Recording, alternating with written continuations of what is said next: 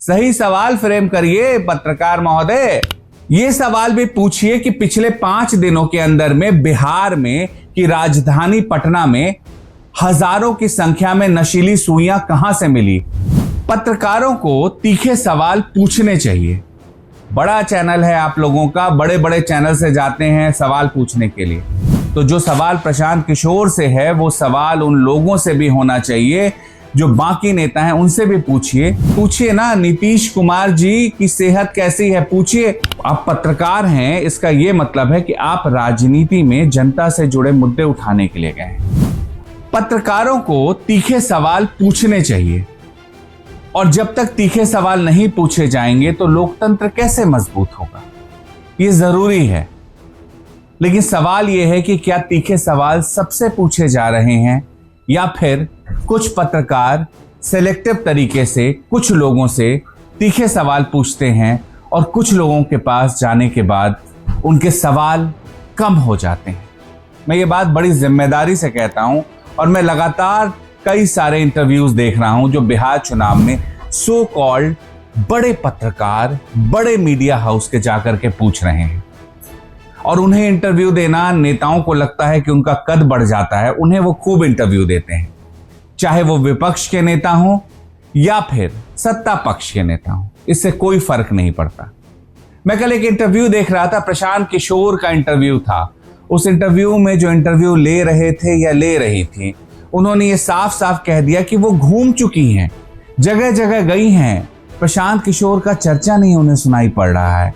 राघोपुर से प्रशांत किशोर नहीं लड़ रहे हैं, ये बहुत बड़ा सवाल है उनके लिए। वो उस पर पूरा ग्रिल करती हैं और आखिर में बता भी देती हैं कि राघोपुर में जब वो गई या गए तो वहां पर लोगों से जब उन्होंने बात की तो उन्हें कह रहे थे लोग कि तेजस्वी यादव या जो बीजेपी या जेडीयू का गठबंधन है वो, प्रशांत किशोर की तो चर्चा ही नहीं है। तो पत्रकार जी, जब चर्चा नहीं है प्रशांत किशोर की तो 9 मिनट 10 मिनट उनको इस पर क्यों ग्रिल करते रह गए कि आप राघोपुर से चुनाव क्यों नहीं लड़ रहे हैं। जब आपने बिहार में कई विधानसभा क्षेत्रों में घूम लिए और उन विधानसभा क्षेत्रों में घूमने के बाद भी आपको लगा कि जनसुराज की तो कोई चर्चा नहीं है, जाहिर सी बात है, तो फिर जनसुराज के सबसे बड़े चेहरे प्रशांत किशोर का इंटरव्यू लेने आप क्यों पहुंच गए। और प्रशांत किशोर की टीम को भी समझना चाहिए कि वो ऐसे पत्रकारों को खूब इंटरव्यू देने बिठाते हैं जो लोग सवाल सिर्फ और सिर्फ विपक्ष से करते हैं। वो एक तरफ कहते हैं कि प्रशांत किशोर जी की पार्टी का तो कहीं ग्राउंड पर जनसुराज तो कहीं उन्हें दिख नहीं रहा है, और दूसरी ओर पूछते हैं कि अच्छा आपको कितनी सीटें आ रही है प्रशांत किशोर जी। एक तरफ कहते हैं कि आपके उम्मीदवार, आपने जो उम्मीदवार है वो आपने साहब जो दे दिया, अचानक से उम्मीदवार दे दिया, और जिस उम्मीदवार के बारे में बताते हैं वो उम्मीदवार दरअसल पहले से उस पार्टी में 2 साल से मौजूद है। अच्छे उदाहरण दीजिए ना। देना था उदाहरण तो देती कि समस्तीपुर में जेडीयू से आए हुए नेता को क्यों टिकट मिल गया, जो जनसुराज के लिए काम कर रही थी उन्हें क्यों नहीं टिकट मिला। पूछते कि रामाधार सिंह को टिकट क्यों नहीं मिला और जेडीयू से आए नेता को क्यों मिल गया। सवाल तो फ्रेम करिए, सही सवाल फ्रेम करिए पत्रकार महोदय। बड़ा चैनल है आप लोगों का, बड़े बड़े चैनल से जाते हैं सवाल पूछने के लिए, और सिर्फ सवाल विपक्ष से हो ये कैसे होगा। सत्ता पक्ष से भी पूछिए, उनके नेताओं से भी बात करिए, पूछिए ना नीतीश कुमार जी की सेहत कैसी है पूछिए जाकर के। नीतीश कुमार जी के नेतृत्व में आप चुनाव लड़ रहे हैं, वो नीतीश कुमार कितनी सभाओं को संबोधित करने जा रहे हैं। पूछिए कि क्यों मंच पर नीतीश कुमार जी का हाथ उनके पार्टी के जो कार्यकारी अध्यक्ष हैं उनको रोकना पड़ जाता है जब नीतीश कुमार जी माला पहनाने लगते हैं एक महिला उम्मीदवार को, क्यों रोकना पड़ा। ये पूछिए सवाल, क्या नीतीश कुमार जी पूरी तरह स्वस्थ हैं, ये सवाल पूछिए ना। ये सवाल भी पूछिए कि पिछले 5 दिनों के अंदर में बिहार में की राजधानी पटना में हजारों की संख्या में नशीली सुइयां कहां से मिली। कौन था जो पटना शहर जो बिहार की राजधानी है वहां पर नशीली सुइयों का गोदाम बना करके आराम से कारोबार चला रहा था और किसी को खबर नहीं थी। पूछिए ना कि बिहार के हर जिले में घूमने पर सूखा नशा इतना बढ़ा है जिस पे हर कोई बात करता है, उस पर सवाल पूछिए ना। क्यों नहीं पूछते हैं, पूछिए ना। ये सवाल कि शराबबंदी पूरे बिहार में लागू है तो बताए वो लोग जो सत्ता में रहे हैं इतने दिनों तक कि बावजूद इसके शराब जो है मन माफिक दाम पर यानी ज्यादा ऊंची कीमतों पर क्यों बिक रहा है? ये सवाल पूछ पाएंगे? ये सवाल ठीक है प्रशांत किशोर से, बिल्कुल मुझे सही लगा ये सवाल कि प्रशांत किशोर जी इतने पैसे कहां से आ रहे हैं? आपको फलाने व्यक्ति क्यों मदद कर रहे हैं?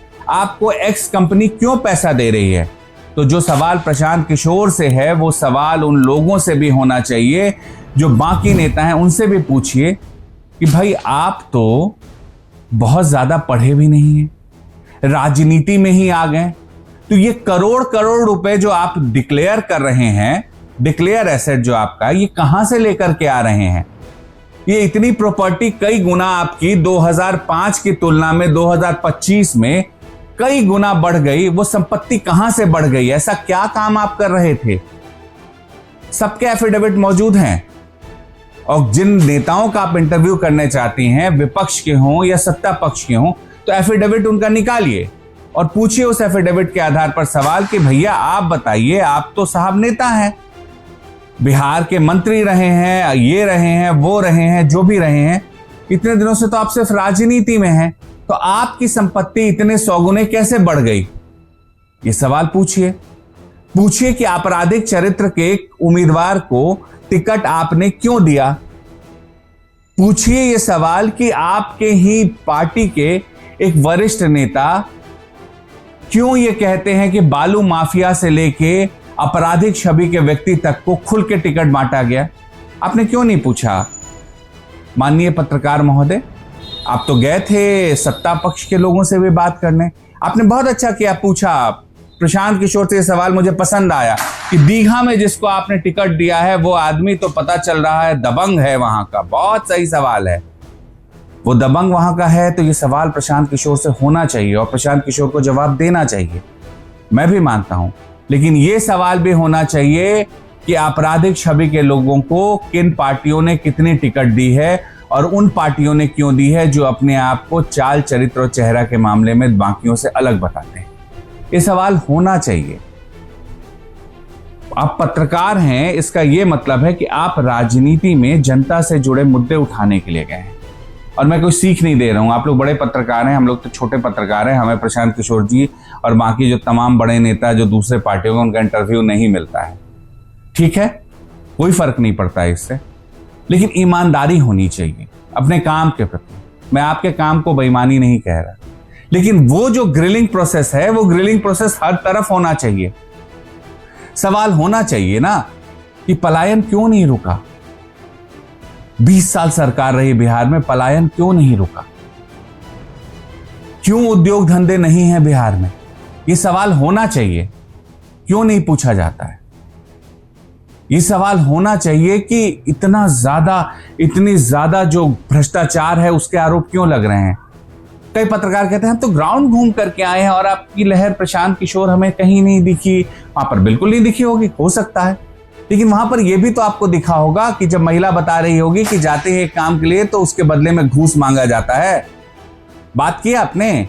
अगर की है तो पूछिए। जब पूछते हैं उन नेताओं से जिनके हाथ में सत्ता रही है लंबे समय तक बिहार की, वो नेता जब मिले तो उनसे भी ये सवाल पूछिए कि भ्रष्टाचार क्यों नहीं खत्म हो सका बिहार में। उनसे भी ये सवाल पूछिए कि युवा बेरोजगारों की इतनी बड़ी फौज क्यों खड़ी हो गई बिहार में। वो नेता मिले तो उनसे पूछिए कि पटना के शहरों पर परीक्षा की मांग कर रहे छात्रों पर लाठियां क्यों चलती हैं।